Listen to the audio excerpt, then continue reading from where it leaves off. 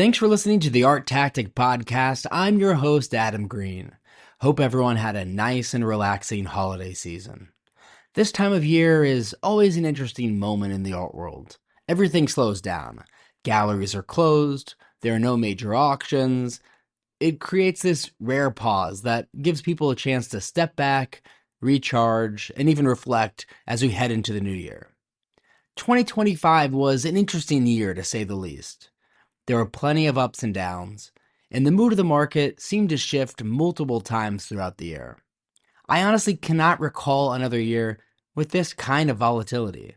I think there's a sense of relief for many market participants that the year is behind us and that we're heading into the new year with some renewed energy, following successful fairs in London, Paris, and Miami over the last few months, along with the unexpected strong auction results in New York this past November. We'll just have to see whether that momentum carries into the new year. In this special end-of-year episode of the podcast, we're joined by Brian Boucher, senior market reporter at ARTnews. Brian recently wrote a terrific recap article looking back at the art market in 2025. He described this past year as the year the art market stopped making sense. And that phrase really stuck with me. In our conversation, we talk with Brian about what that means. We unpack some of the key moments from the year and try to make sense of the market. And lastly, I want to take a moment to thank all of our listeners for your support throughout the year. We love having these transparent conversations about the art world, and I truly appreciate the support you share with me. It means so much. I also want to wish everyone a happy and healthy new year, and I look forward to continuing these conversations on the podcast in 2026.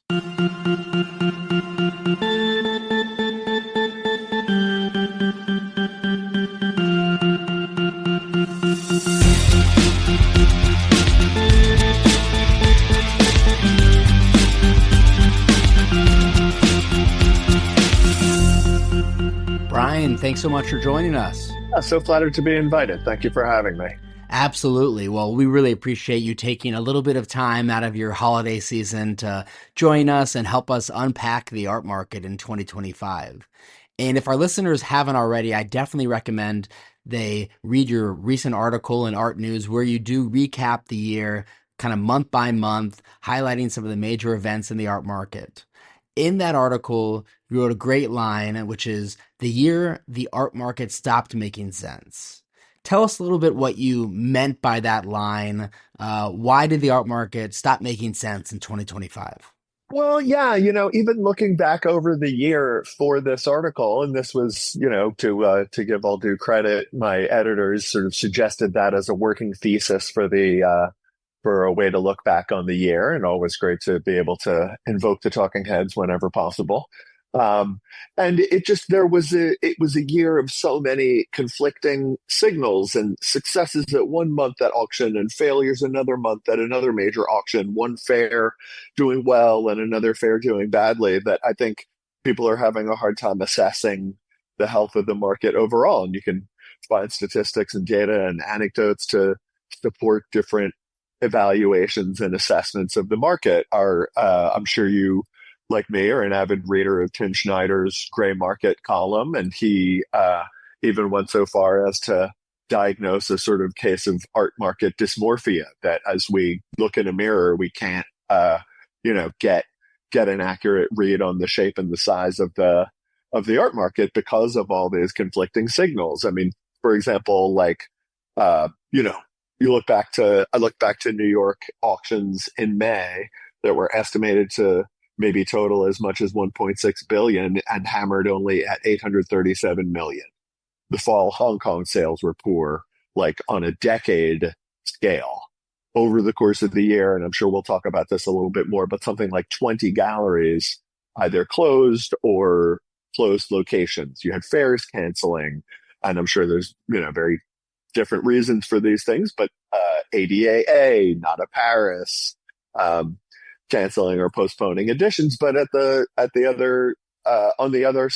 other hand, there were many real signs of life. The fall auctions in New York and London saw sellers confident enough to bring major estates to auction. Pauline Karpidas, Leonard Lauder, Elaine Wins, India and Jay Pritzker.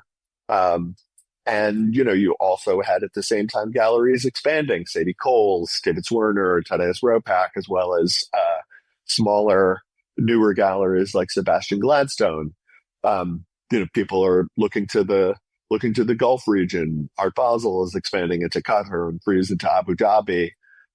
So, you know, there was much success and much pain at the same time in the course of the year. And it was like, you know, one moment to another, a lot of very distinct moments over the course of the year.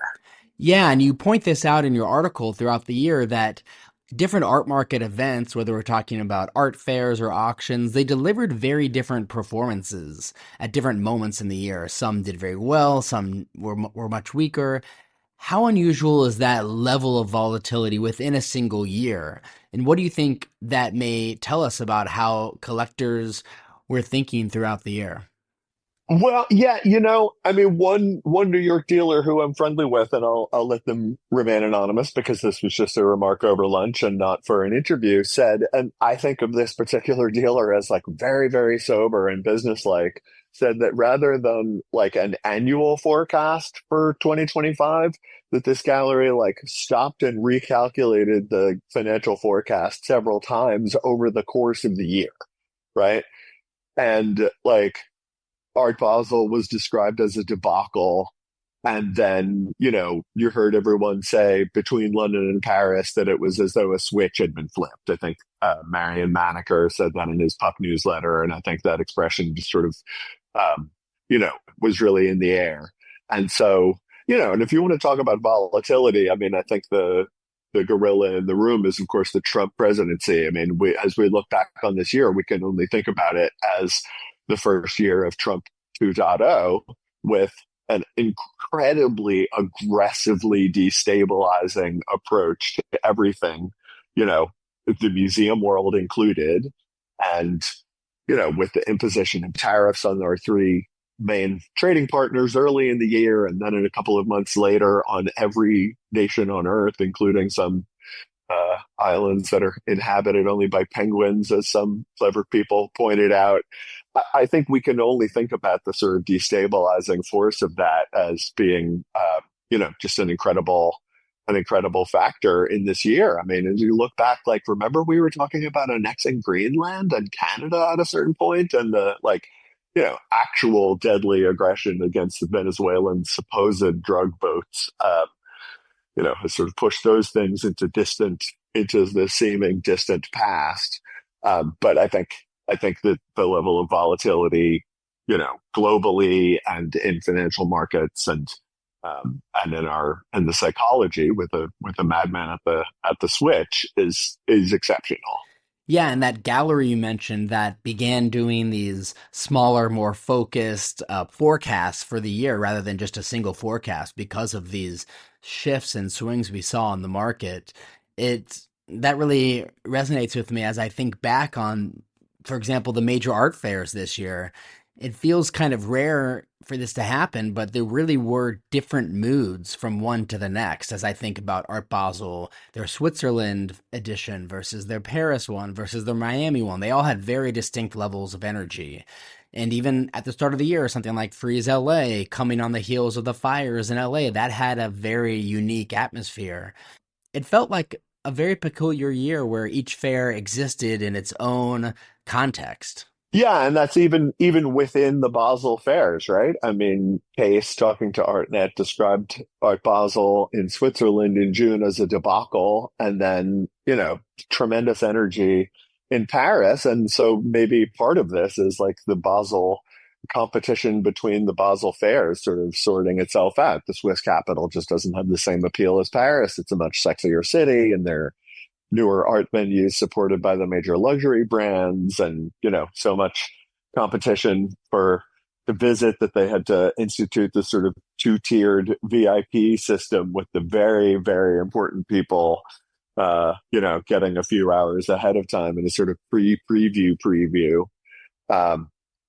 So, you know, that there are, you know, even in these like bellwether events like the Basel fairs that we all look to assess the health of the market, there's like, you know, we're still sort of working out our post Brexit UK landscape, and Paris really coming into its own. Yeah, I think the incredible success of Basel Paris really surprised some people, myself included. And I think it's going to take a few years to see how all of this sorts out within the Basel fairs and what these fairs look like in maybe 5 years from now, who's attending each of these fairs. Are Europeans not going to Miami because they're going to Switzerland and Paris? Are Americans going to Paris and maybe less inclined to go to Switzerland and possibly even less inclined to go to Miami? It's going to be very interesting to see how all of these fairs mature and play out within the Basel umbrella.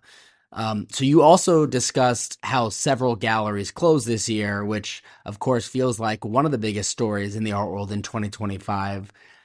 As you assess these gallery closings closely for your article, did you come away thinking most of these are a result simply of the softer art market, or is there maybe a structural problem within the gallery model that's causing some of these to close this past year?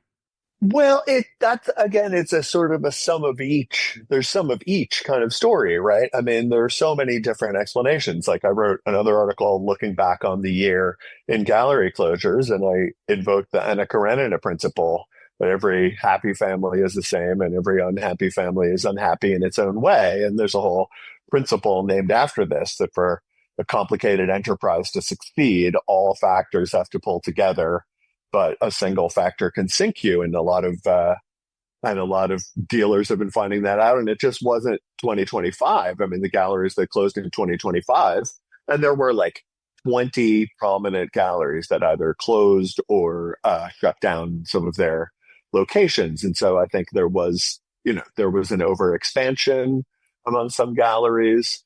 And, and there are some, I feel like we should flag some things that I feel like are just characterized in the wrong way. I mean, people talk about Tasman Gallery closing. Well, Tasman died several years ago, and the gallery is now transitioning to only Gleason under two, senior staffers who are taking over the gallery, starting their own gallery in its place. And then, Tilton Gallery, it's like fully 8 years after the death of its founder. And even there, Connie Tilton is closing the space, but remaining active. But then in other cases, I mean, like you look at Olivier Babin with Clearing Gallery and in New York and Claudia Altman Siegel in San Francisco, and they both talked very frankly in exit interviews about how people just aren't buying art at the same level that they used to. Olivier said there just like hasn't been the kind of generational renewal that we need. He said you go to fairs and it's like you see the same people, but they're 20 years older, you know? And, the and art fair costs and rent and shipping and other fixed overhead are just totally unforgiving. And it was interesting, like, we as observers feel like the art market can be so opaque. And both Olivier and Claudia Altman Siegel said that appearances can be deceiving even to them. They felt like they could come back from a fair feeling enthusiastic and like they were transacting a lot, and then they go over it with the bookkeeper and find that it actually wasn't that successful, because in Claudia's case, she said, invoice after invoice, but everything we sold was under $10,000. And she had graduated at a certain point from the young galleries sector into the main galleries sector, which is a big bump up in price. And, she said like one for a small gallery, one bad art fair, and you're out of business. And so like so many different stories. But yeah, I mean, I think you can only conclude with so many galleries closing that there is that there's a larger picture of too much money going out the door and not enough new collectors coming in, and too much competition among the like thousands and thousands of people graduating art school and trying to get into the market and make a living. So it's very challenging situation to get a handle on, I feel like. Yeah, and of course, there were some major record setting sales this year, but we also saw softer performances. And it feels like the market has increasingly fractured into really a series of kind of micro markets, whether it's defined by individual artists or artists in a certain period of their career or a certain artistic movement. In a market like that, it seems to become much harder to make sort of broad, sweeping statements about the overall health of the art market, doesn't it? Right, right. And I'm hardly the first person to say this, but in the larger world, everyone is talking about the so-called K-shaped economy that some are getting wealthier and some are suffering more and more. And, you know, as I was looking at as I was looking back over the year and thinking like, well, some galleries are expanding, and it seemed like several times the galleries that were expanding were the already, globe spanning galleries like Tadeusz Ropac and Hauser and Wirth and David Zwirner. And, the auction houses like each came in at the end of the year with, with improved numbers year over year. But, I was looking back at like in May in the New York sales, they were selling a lot fewer younger artists. And ArtNews pointed this out. Elizabeth Fiore, the advisor, said that there were a lot of artists that had just disappeared. And then for my story, I talked to the private dealer Peter Bentley Brandt, and he compared spending on like a record-setting Klimt or a Kahlo or modern artists to like buying the S&P 500. In times of uncertainty, people always talk about a so-called flight to quality. And so, like, you know, modernist started. We had a great Mondrian sale, and so yeah, it's exactly as you say. I think there are so many different parts of the market, and I mean, the opacity is, of course, something we always talk about. And I was chatting with incoming director of Sotheby's Institute's New York campus, Natasha Deegan, formerly of the Art Market Studies Department at FIT, and she said, "Look, we have to even take the auction houses stories with a grain of salt because we don't know like how much they sacrificed to make those white glove sales." I reported on a 100% sold sale at Sotheby's in the fall, but the auctioneer actually did acknowledge to me that they were working with sellers up until the last minute to adjust the reserves to a point where they could get that result. So, whether a 100% successful sale may not be as profitable for the auction house as you might think. Yeah, that's certainly true. So after a year when the market stopped making sense, as you put it, how do you think collectors, galleries, auction houses, really, how do you think the art market is feeling as we head into 2026? Is the mood cautious, uncertain, optimistic? How would you describe the sentiment at the moment? Well, yeah, looking back over my reporting and ArtNet's reporting and Tim's reporting, it's I found a couple of things that I felt like really, if you sort of put these two things head to head. I mean, Claudia Altman Siegel said as she was looking ahead at 2026, she said it was just question mark, question mark, question mark. She said it felt like it just was impossible to predict anything, and it all seemed like gambling.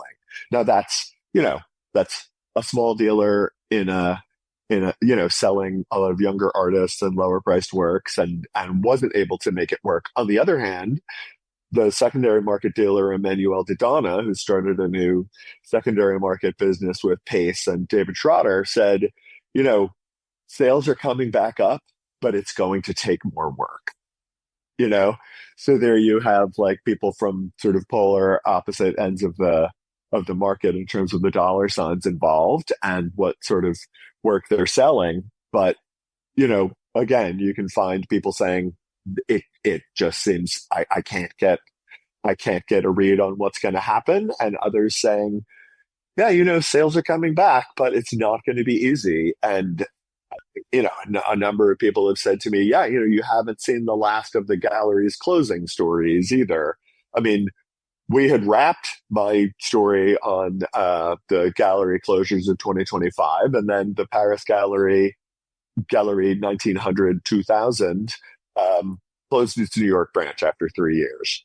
So the news just keeps coming, and 2025 wasn't even over before we wrote our end of year articles. So yet more, yet more upheaval. But I think I think Didana's comment seemed like a good way to look ahead to the new year, that there's going to be success, but there's going to be incredible hard work and pain along the way too. Yeah, I think that's a great assessment and really forecast for the year. And we'll just have to see how 2026 plays out. Brian, thanks so much again for coming onto the podcast during the holiday season and helping us recap the art market in 2025. As I mentioned, you wrote a great piece in ArtNews, and I definitely recommend our listeners check it out if they haven't already. And where can we find you to follow you on social media? Oh, I'm on all the platforms. I'm most active on Instagram these days, but still have a little bit of a Twitter presence and Blue Sky and Threads. Got to be everywhere. So yeah, wherever you find yourself, you should be able to find me. Perfect. Happy holidays, Brian, and have a happy new year, and looking forward to having you back on again in the future. Thanks again. Yeah, thanks so much for having me. Really enjoyed the conversation, and hope to do it again.